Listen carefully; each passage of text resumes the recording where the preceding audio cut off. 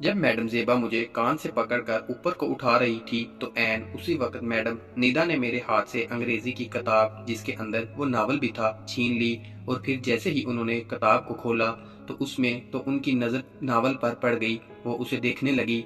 मैं भी कहूँ ये लड़का इतना मुंह होकर अपना सबक तो हरगज नहीं पढ़ सकता। नावल इतना होड़ था कि रंगे हाथों पकड़े जाने के बावजूद भी मियाँ साहब को कोई फर्क नहीं पड़ा था। वो वैसे का वैसा था। और जब मैडम ज़ैबा मुझे डांट पिला रही थी तो उस वक्त मैडम निदा की नज़र मेरी उठी हुई शलवार पर पड़ गई। तो वो मेरी इतनी ज़्यादा उठी हुई शलवार को देखकर हैरत के मारे इनकी आंखें फैल गई। और मैंने उन अखियों से देखा। मेरे ख्याल में इनके गुमान में भी ना था कि एक दुबले पतले से लड़के का इतना हो सकता है। तब मैंने इनकी आंखों में एक अजीब सी चमक देखी। और अम्मी की ये बात मैडम ज़ेबा ने खास तौर पर अपने पल्लू से बांध ली थी और मुझे खास तौर पर अपने जेरे साया अपनी गड़ी निगरानी में रखा हुआ था। इसलिए मैं किसी भी हाल में ट्यूशन से छुट्टी नहीं कर सकता था। चुनाचा मैंने वही वहानवी का नावल घर में पढ़ना शुरू कर दिया जो कि वाकई ही बड़ा ज़बरदस्त और मज़े का था। लेकिन ट्यूशन का टाइम हो गया था और मेरा नावल छोड़ने को कतई दिल नहीं कर रहा था। और दूसरी तरफ ये मसला भी था कि मुझे ये नावल शाम को हर हाल में वापस करना था। चुनाचा काफी सोचो विचार के बाद मैंने फैसला किया कि नावल को अपने साथ ट्यूशन पर ले जाता हूँ और वहाँ मौका देखकर नावल का बकिया हिस्सा पढ़ लूंगा। ये सोचकर मैंने अपने बस्ते में वो नावल रखा और ट्यूशन पढ़ने चला गया। यहाँ मैं ये बता दूं कि मैडम से ट्यूशन पढ़ने वाले हम कोई 10-12 स्टूडेंट थे जिनमें 2-4 लड़कियां भी शामिल थी। चुनाचा वहां जाकर मैंने जल्दी से अपना होमवर्क खत्म करके मैडम को चेक भी करवा दिया। और चूंकि मुझे पता था कि मैडम किसी भी हाल में मुझे कबल अज वक्त छुट्टी नहीं देगी इसलिए मैं चुपचाप कमरे के एक कोने में जाकर बैठ गया। और जब देखा कि मैडम दूसरे बच्चों के साथ बिजी हो गई हैं तो मैंने मौका गनीमत जानकर प्लान के मुताबिक अपनी अंग्रेजी की किताब निकाली और इसको खोल लिया। फिर इधर उधर देखकर चुपके से इसके अंदर उस्तानी जी वाला नावल रखा और एक दफा भरपूर नजरों से इधर उधर देखा। जब सब लोग अपने अपने कामों में मसरूफ नजर आए सो हर तरफ से मुतमिन होकर मैंने नावल पढ़ना शुरू कर दिया।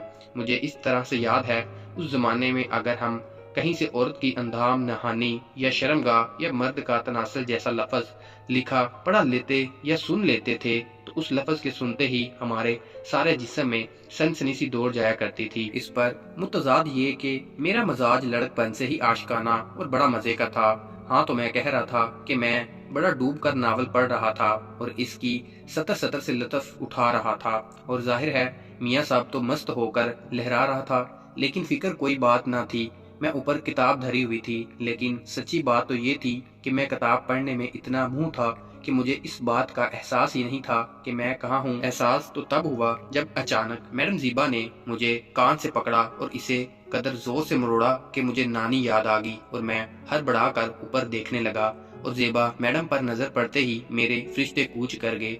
फिर मैडम ने मुझे कान से पकड़े पकड़े ऊपर को उठाया। उसी दौरान जब मैडम ज़ेबा मुझे कान से पकड़कर ऊपर को उठा रही थी तो ऐन उसी वक्त मैडम निदा ने मेरे हाथ से अंग्रेजी की किताब जिसके अंदर वो नावल भी था छीन ली। और फिर जैसे ही उन्होंने किताब को खोला तो उनकी नजर नावल पर पड़ गई। वो उसे देखने लगी। उसी वक्त मैडम ज़ीबा ने वो नावल हाथ में पकड़ा और एक नजर देखकर ही समझ गई। और फिर वो मेरी तरफ मुड़ी और बड़े ही गुस्से में बोली, अच्छा तो ये सबक पढ़ा जा रहा था। फिर उन्होंने अपने मुंह में निदा मैडम की तरफ किया और बोली, मैं भी कहूँ ये लड़का इतना मुंह होकर अपना सबक तो हरगज नहीं पढ़ सकता था। इसके बाद उन्होंने मेरी तरफ देखा और बड़े ही तंजिए से बोली, तो ये पढ़ रहे थे आप? नावल इतना होड़ था कि रंगे हाथों पकड़े जाने के बावजूद भी मियाँ साहब को कोई फर्क नहीं पड़ा था। वो वैसे का वैसा था। और जब मैडम ज़ीबा मुझे डांट पिला रही थी तो उस वक्त मैडम निदा की नजर मेरी उठी हुई शलवार पर पड़ गई। तो वो मेरी इतनी ज्यादा उठी हुई शलवार को देखकर हैरत के मारे उनकी आंखें फैल गईं। और मैं उन आंखों से देखा तो वो बड़े ही गौर से देखी जा रही थी जो उस वक्त शलवार में अकड़ू बना हुआ था। मेरे ख्याल में इनके गुमान में भी न था कि अब दुबले पतले से लड़के का इतना हो सकता है। तब मैंने इनकी आंखों में एक अजीब सी चमक देखी। वो मैडम ज़ीबा की तरफ बढ़ी और बोली, एक मिनट ज़ीबा। लेकिन मैडम इस वक्त अपने गुस्से के अरूज पर थी। उन्होंने उनकी एक ना सुनी और मुझे एक जोरदार थप्पड़ जड़ दिया और गुस्से से कांपते हुए बोली, अभी और इसी वक्त यहाँ से दफा हो जाओ। मैडम का जोरदार थप्पड़ खाकर मैंने अपना बस्ता पकड़ा और चुपचाप वहाँ से चला आया और सीधा अंजम के पास चला गया और उसको सारी सूरत हाल से आगाह किया। जैसे ही इसको पता चला कि इसका दिया हुआ नावल मैडम ने जब्त कर लिया है तो उसके तन बदन में आग लग गई और इसने मेरी माँ बहन एक कर दी।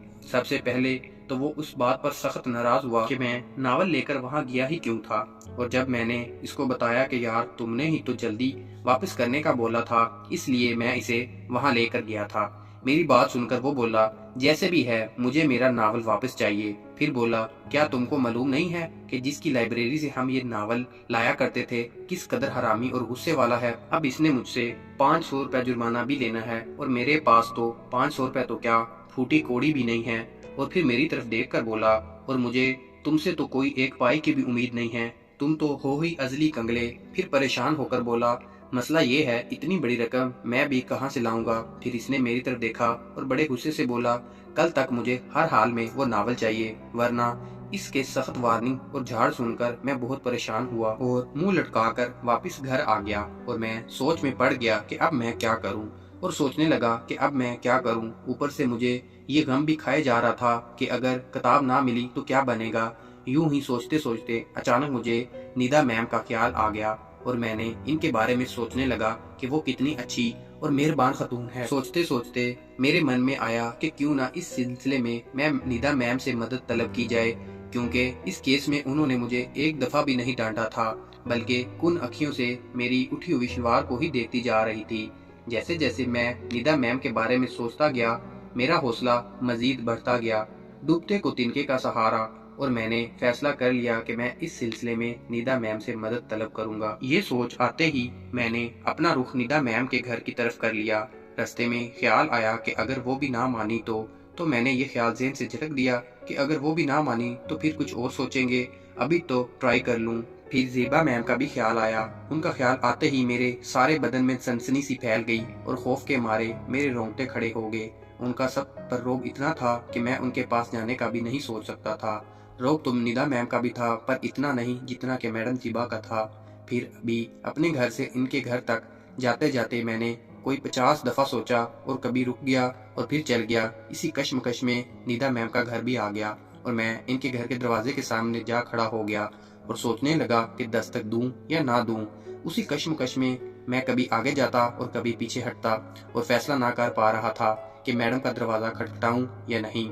अचानक निदा मैम के घर का दरवाजा खुला और एक खुश शक्ल सा लड़का बाहर निकला और मुझे देखकर थोड़ा हैरान हुआ और बोला क्या बात है। तो मैंने कहा वो जी मैडम साहिबा से मिलना था। तो वो एकदम चौंक कर बोला वो कहीं तुम ज़ेबा आंटी से ट्यूशन तो नहीं पढ़ते। तो मैंने जल्दी से इस बात में सर हिला दिया। ये सुनकर वो बोला ओके। फिर कहने लगा रुको मैं मम्मी से पूछ लूं। और फिर उसने अपना मुंह दरवाजे के अंदर किया और आवाज दी मम्मा एक लड़का आपसे मिलने आया है। तो मुझे अंदर से मैडम निदा की आवाज सुनाई दी कौन है बेटा। तो उसने जवाब दिया आपका कोई स्टूडेंट है। तो फिर मैडम निदा की आवाज सुनाई दी स्टूडेंट तो है पर है कौन। तो वो लड़का मुझसे बोला यार जरा सामने आओ। और मैं इसके पास चला गया। मुझे दरवाजे में खड़ा किया और बोला मम्मा ये है वो लड़का।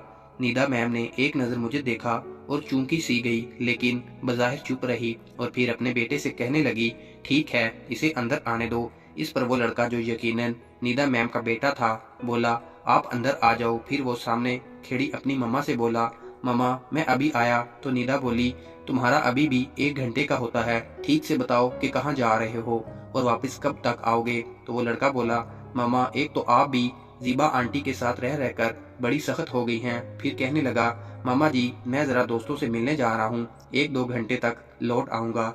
इससे पहले कि मैडम निदा इससे कुछ कहती वो दरवाजे से गायब हो गया। इसके जाते ही मैडम निदा मेरी तरफ मतवजा हुई और बड़े गौर से मुझे देखने लगी और इसके साथ ही देखने पर मैं घबरा गया, अपना सर झुकाकर नीचे की तरफ देखने लगा। कुछ देर के बाद मुझे मैडम निदा की सख्त आवाज सुनाई दी तुम यहाँ क्या करने आए हो। इनकी बात सुनकर मैंने सर उठाकर इनकी तरफ देखा और बोला वो मैडम वो आपको पता है। तो वो मेरी बात काट कर बोली मुझे तो पता है, तुम बताओ मैं तुम्हारे मुंह से सुनना चाहती हूँ। इस पर मैंने अपने खुश्क होंठों पर जुबान फेरी और बोला वो मैडम आई एम सॉरी। तो वो थोड़े गुस्से से कहने लगी सॉरी पर किस बात की। तो मैंने कहा वो मैडम मैं जो किताब। मैंने अभी इतना ही कहा था कि मैडम का पारा एकदम हाई हो गया और वो गुस्से से बोली तुमको जरा शर्म नहीं आई, अपनी उम्र देखो और अपने शौक देखो। इसके बाद मैडम ने मुझे काफी सुनाई, लेकिन मैं ढीठ बना चुपचाप उनकी जली कटी बातें सुनता रहा और मुंह से कुछ न बोला, उस उम्मीद पर कि जब मैडम का गुस्सा ठंडा हो जाएगा तो दोबारा से दरख्वास्त करूंगा। और फिर ऐसे ही हुआ। कुछ देर बाद मैडम कुछ ठंडी पड़ी और इसे एहसास हुआ कि इसने मेरी कुछ ज्यादा ही बेइज्जती कर दी है, तो वो थोड़ा नरम पड़ गई और नरम लहजे में बोली, देखो बच्चे, ये जो तुम कर रहे ठीक नहीं है। फिर उन्होंने मेरी यतीम शक्ल को देखा और शायद उनके दिल में कुछ तरस आ गया। बोली, हाँ बताओ कि तुम मेरे पास क्या लेने आए हो। मैंने जब देखा कि मैडम के दिल में कुछ रहम आ गया है तो मैंने कहा, वो मैडम प्लीज मुझे मैडम ज़ीबा से माफ़ी दिला दें। मेरी बात सुनकर पता नहीं इनके दिल में क्या आया कि वो मेरी तरफ देखकर बोली, चलो अंदर चलकर बात करते हैं, और मुझे अपने साथ लेकर ड्राइंग रूम में आ गई और सोफे पर बैठकर बोली, क्या पियोगे। तो मैंने कहा, कुछ भी नहीं मैम। ये सुनकर वो बोली, ओके मैं अभी आई। और फिर कुछ ही देर के बाद वो एक जग में रूह अफ़ज़ा डालकर ले आई। इस जग के साथ सिर्फ एक ही गिलास था। तो मैंने पूछा, आप नहीं लेंगी मैडम। तो वो बोली, नहीं मेरा मूड नहीं है, तुम पियो। एक गिलास भर कर मुझे दिया। इस स्टोरी का बकिया हिस्सा आपको एपिसोड 3 में मिल जाएगा। इस तरह की इंटरेस्टिंग स्टोरीज के लिए हमारे चैनल को लाइक और सब्सक्राइब कर दें, साथ ही बेल आइकन को प्रेस कर दें ताकि आने वाली न्यू वीडियो का नोटिफिकेशन आपको मिल